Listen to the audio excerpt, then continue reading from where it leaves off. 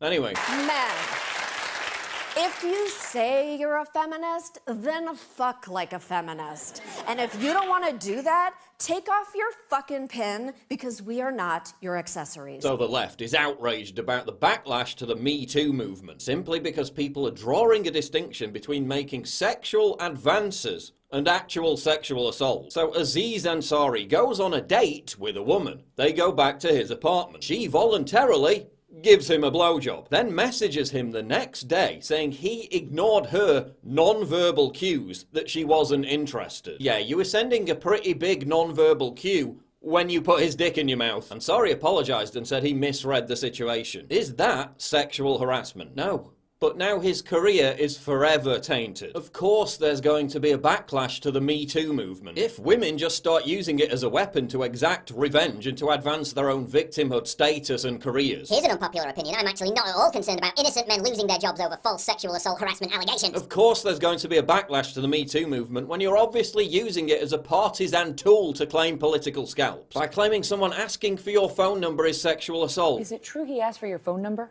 Yeah. Newsflash, it isn't. Of course there's going to be a backlash to the Me Too movement. If it's being led by rapist paedophile apologists like Meryl Streep and Harvey Weinstein's best buddy, Oprah Winfrey. Exactly as I predicted months ago. The Me Too movement has been rolled into the left's wider war on men and masculinity. Nearly 25% of US millennial men think that asking a woman out for a drink is sexual harassment. 25%. If you really think that, then start saving up for a sex robot, because it's going to be a long, lonely life. Sex is one of the most fascinating things in the world. Men are saturated day in, day out with the idea that we should be ashamed of being men, that our very masculinity is toxic. Toxic masculinity is killing everyone. Repeat. Toxic masculinity is killing everyone. Repeat. Toxic masculinity is killing everyone. Repeat. We could go on. But when you ask women, even women in California, whether they prefer typically masculine or effeminate men, there's no contest. This is number one.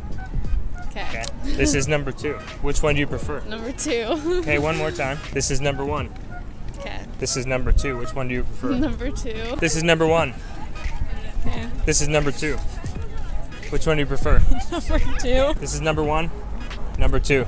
Number two. You can't shame men for being men, denigrate their natural impulse to chase women, conflate that with rape and sexual assault, then complain, where have all the real men gone? I mean, look at the damage that's already been done. A whole generation of skinny jeans wearers. What man in their right mind would naturally want to wear skinny jeans? Skinny jeans reduce sperm count. Your balls need room to breathe to properly produce sperm. That's why they dangle. They need to be away from the body to maintain a cooler temperature for ideal sperm production. Skinny jeans also cause urinary tract infections because the pressure leads to an overactive bladder. They also cause twisted testicles. Where's the upside? Why are you wearing them anyway? Because they're trendy? You're literally crushing your own balls to look like a soy boy. You look stupid, it's not worth it, stop it. But forget skinny jeans. Fashion designers are now pushing female clothing as the next men's fashion trend. For their recent catwalk show, Undercover had these skeletal soy boys parading around in maxi skirts. This fashion designer is portraying men as pigs and dogs. We're also bombarded with advertising lecturing us about how awful it is to be a man. Manspreading and mansplaining need to stop! Translation, how dare you have a penis and balls that require you to spread your legs to be comfortable when sitting down. Oh, and because of your gender and nothing else, you also need to shut the fuck up. Hashtag be better. They're now even equating manspreading with the Me Too movement and sexual assault. How many TV ads have you seen where the man is portrayed as a useless idiot?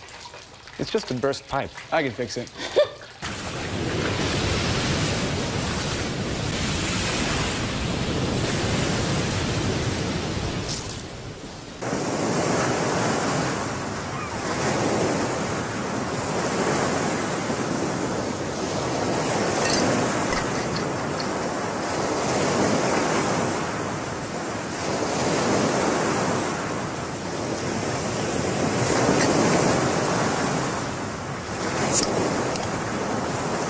And my husband is, You missed a spot. I got that job at the demolition company. It smells bad.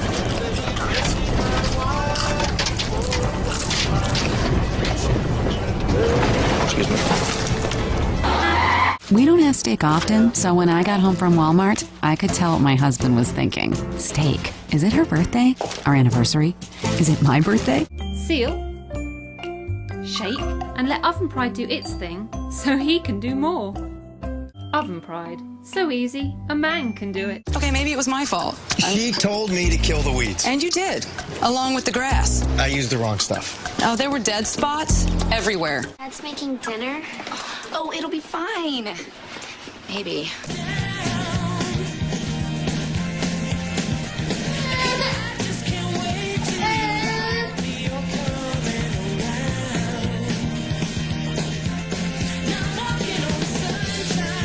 But it's not wasteful, because it won't go off again for another 30 minutes.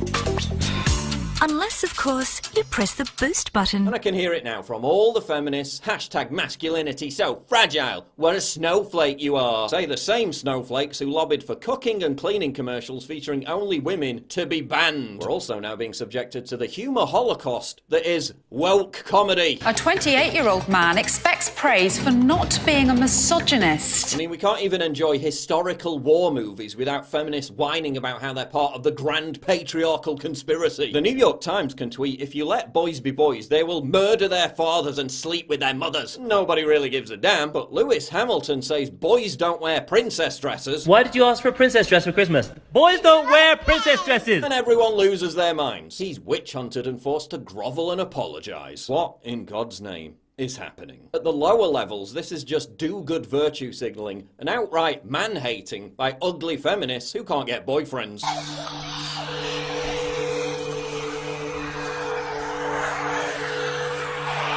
But beyond that, there's something more sinister taking place. A giant re-education campaign aimed at turning boys and young men into total pussies. Not only are we under chemical assault from plastic products and foods that lower testosterone, we're mass unwitting participants in a huge social engineering experiment based around vilifying masculinity and demoralizing men. And the Me Too movement has been co-opted to serve that agenda. What kind of warped scheme needs to dilute or destroy masculinity and traditional gender roles to succeed? One that seeks to completely annihilate the fundamental structure of Western society, so the annihilators can completely remake it in their own image. This is about the pursuit of raw power. This is Marxism rebranded. Identity politics, the very ideology that belittles and denigrates men, particularly white men, is just a new form of an old Marxist trick. Divide and conquer. They think that by dragging down men, by neutering masculine competitive and risk-taking traits, they can create equality of outcome. They can create utopia. These postmodernists are so pathological, so deranged. They've convinced themselves that fundamental biological science is a grand conspiracy invented by the patriarchy. 'Cause my sex junk is so much more than either.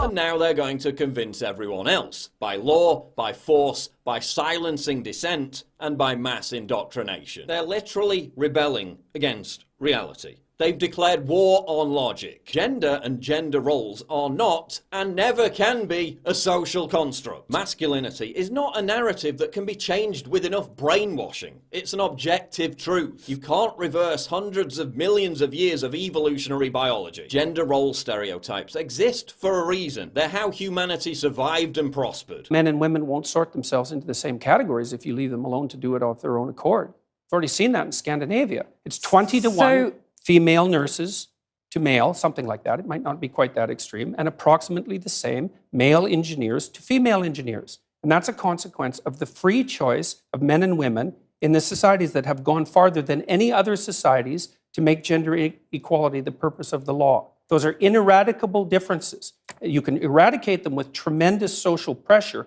and tyranny.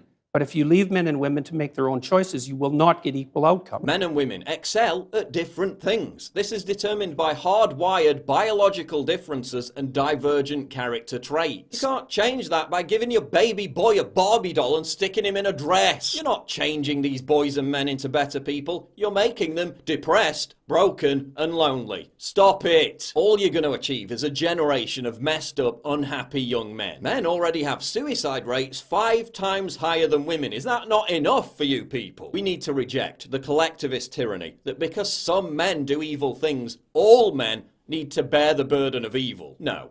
I'm an individual, as is the next man. I'm only responsible for my own actions. We need to create better role models for young men than vapid celebrities. We need to confidently reassert the true value and meaning of masculinity. Not one based around lad culture, boorishness, or any facsimile of masculinity, but one based around competency, responsibility, audacity, bravado, and just having the temerity to stand up and say no. I'm not ashamed to be a man.